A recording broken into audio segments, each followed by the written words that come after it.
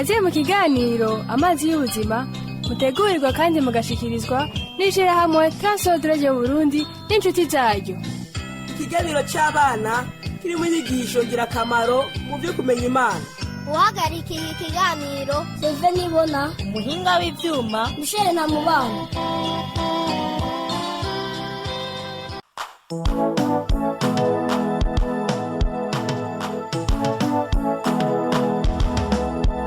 Minani, Yozefu, ndazi ko mucuye impene, mukarabe mwitegure gufungura na papa wanyagira ashike mu kanya. Na wewe munyana, ndakwifuriza kumva amahoro, wiriwe utamerewe neza. Ego mama, Dati gituma vyimba. ndeka rero Minani, sindiko ndavyimba. Ndiko ndiyumvira. Ni intambara ari bobe na Marita. Nibikiga munyana, hari intambara urimo na Marita? Ubu abantu bose nivyo bavuga. Nari ndabizi yuko ibintu vya Yesu bitazomara igihe kirekire. Minani, hora, ivyo vya munyana nibiki? Twe na Marita hari ico tutumvikanye ko mama. Ni cya gihe nagira nje mu gisagara. Ubu naho vyaramaze kuba birebire. Umuntu wese akagerageza guhengamira ku ruhande rumwe. Biteye ubwoba. Munyana, kubera uko tabimbwiye karega mwana. Niyumviriye ko havunuka. Nari kugutukira ikiga mwana. Kuko ntari nakoze uko Yesu agomba uko nkora. Oya munyana, reka ntaco noguhora. Nuko gusa ntashobora kumva ingene wogira intambara na Marita. Urazi ko mwamye muri abagenzi beza. Ego mama. None muzobitunganya gutega munyana? Nemereye nyokuru yuko ejo tuzohurira ku rusenge tukavugana turi kumwe na Marita. Ivyo ni vyiza cane munyana. Biranezereye cane. Papa wawe araje. Itegure mufungure. Turavugana hanyuma.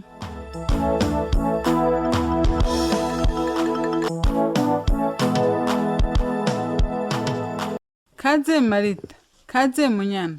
Ndanezera ko mwemeye kuza ngo tubonane. Ego nyoko, ariko Nta numwe muri mwebwe ngomba ko hari ico yovuga mutarabanza kunyumviriza. Birumvikanaga Marita? ego nyoko. Urabitahuraga munyana? Ego nyoko. Munyana, soma mu butumwa bwa Yohana igice ca 15 uhere ku murongo wa 12 ushitse ku wa 14. Ngiki cyagezwe cyanje. Nimukundane nkuko nabakunze. Naho gira urukundo ruruta uguko umuntu yigura abagenzi biwe. Muri abakunzi banje nimwakora ivyo mbagera. Ngomba ko mwese mutahura ico Yesu ariko arabwira abamukurikira. Gukundana atari gihe bibamereye neza gusa. Nukuvuga ko Yesu avuga ko twakundana igihe cyose.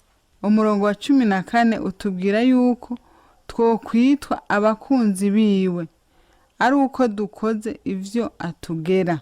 Umurongo wa 17 nawo uca utomora ngo ivyo ndabibageze kugira ngo mukundane. None munyana na Marita, uko muri babiri murakunda Yesu vy'ukuri? Ego nyoko. Ego nyoko. None kubera iki mutumvira icagezwe ca Yesu co gukundana? Sikosa ryaje. Ni munyana yabitanguye. Oya si jewe. Niwe wanzaniye imitongano. Iyo utambwira amajambo mabi nawe tuba twarajanye hariya mu gisagara. Bize kuja hariya ninda bikubwiye. Birabishe. Eka ntibibishe. Birabishe. Nibibishe. Birabishe. Nibibishe. Gezaho mwese. Muhore. Ndafise inkuru ngomba kubabwira ivuga ku muntu yitwa Simoni Petero. Tekereza munyana. Ngomba muhore mwumvirize. Ibya Simoni Petero turabisoma mu bitabo vy'ubutumwa bwiza uko ari 4. Matayo, Mariko, Luka na Yohana. Simoni Petero yari umuntu yegereye Yesu cyane. Yari umwe mu bigishwa biwe. Simoni Petero ntiyari yaratahuye neza icyazanye Yesu mu isi. Iyi nkuru itangura Yesu ari kumwe n'abigishwa biwe bariko barasangira ingaburo ya nyuma.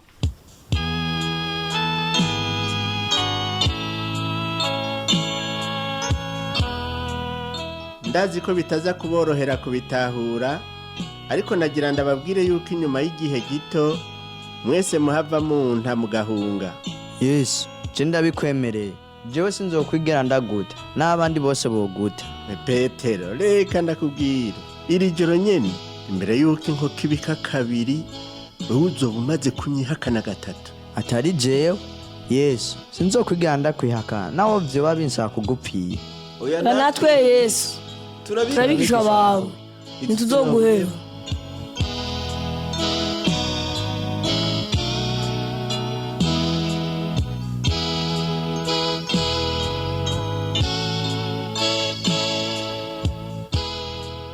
haheze amasaha 2 gusa Yesu arafatwa bamutwara bamukwega hasi imbere y'abashingantahe b'abayuda mu kibuga cyo mu rugo rw'umuherezi mukuru. Petero yari muri urwo rugo arindiriye kuraba ibihabwa bishikira Yesu. Umwe mu nshoreke z'umuherezi mukuru acaza iruhande ya Petero aramumenya.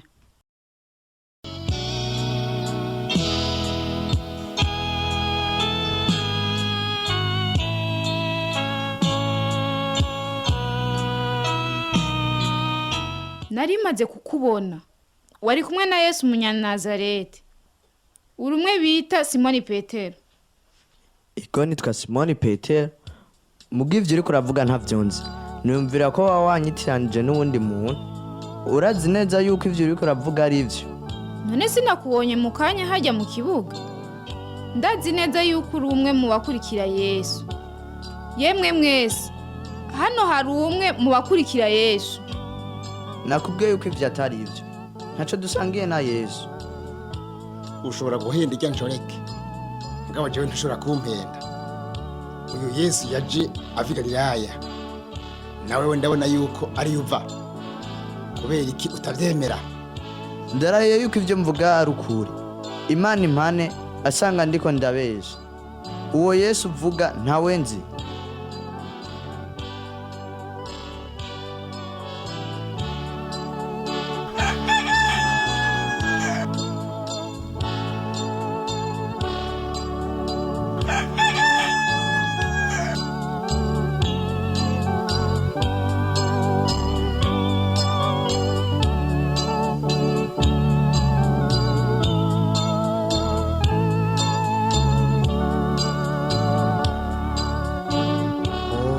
Mbega ibintu agize n'ibiki?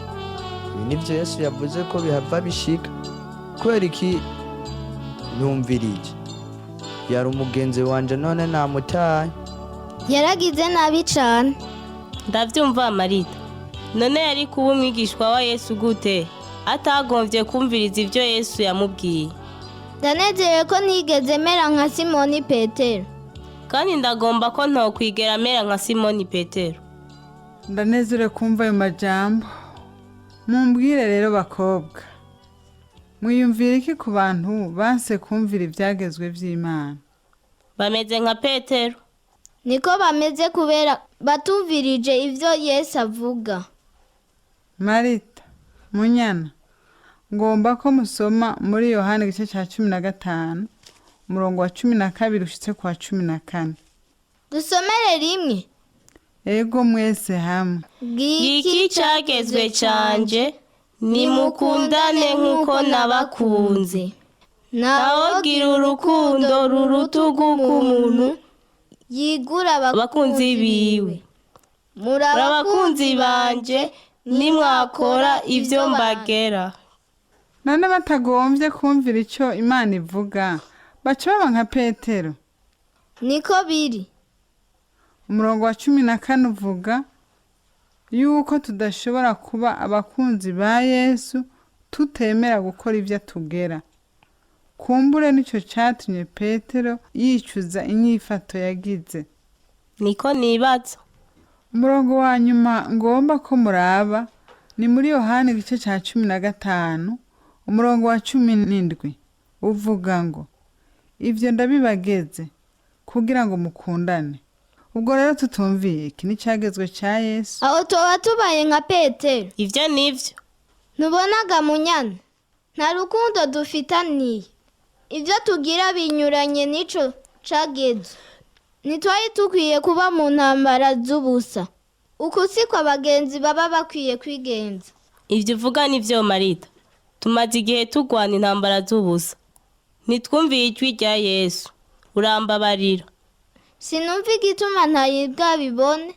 ntitwitondeye icagezwe co gukundana. Nanje urambabarira nyoko. Joho ntaco vyomara kunsaba imbabazi. Niyumvira ko mwese hari abandi mukwiye gusaba imbabazi. Ivyo uvuga nivyo nyoko. Babarira munyana. Najewe mbabarira. Cyane cyane jewe umbabarire. Ni wewe wari usanzwe uri umugenzi wanje wa mbere. Niyumvira ko ari jewe norushiriza gusaba imbabazi. Ni jewe nyabuna norushiriza gusaba imbabazi kuko ni jewe nagutonganije kurusha. Rindira. Nta wundi muriko muribagira. Ninde? Yesu yagiriye imbabazi Petero. Namwe arabababarira. Mwebwe icyo mwokora no kumusaba imbabazi. Nivyo nyoko. Dusengere hamwe Marita. Sawa, nutangure. Tangura wewe. Ngomba ko wewe wotangura. Ndanezerewe gusubira kubabona muri kumwe mutwenga. Urakoze Yesu.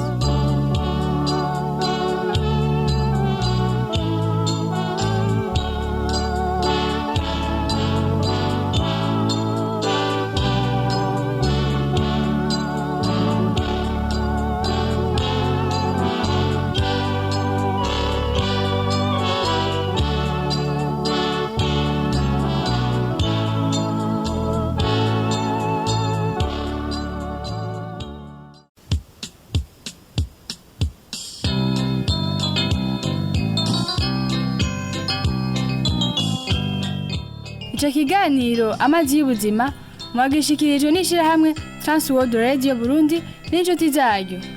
Ababashikirije ico kiganiro naba abana Sengiyumva Emmanuel, Daniel Nibona, Grace Nibona, Dushime Anne Siela, ijwi rya nyokuru Consolate Kabura, umumenyereza w'igikino Samuel Sabimbo. Hagize ico ugomba kubaza canke gutunganira twandikire Transworld Radio Burundi agasanduku ka posita 1140 Bujumbura. Itelefone ni 22 24 26 57. Murakoze.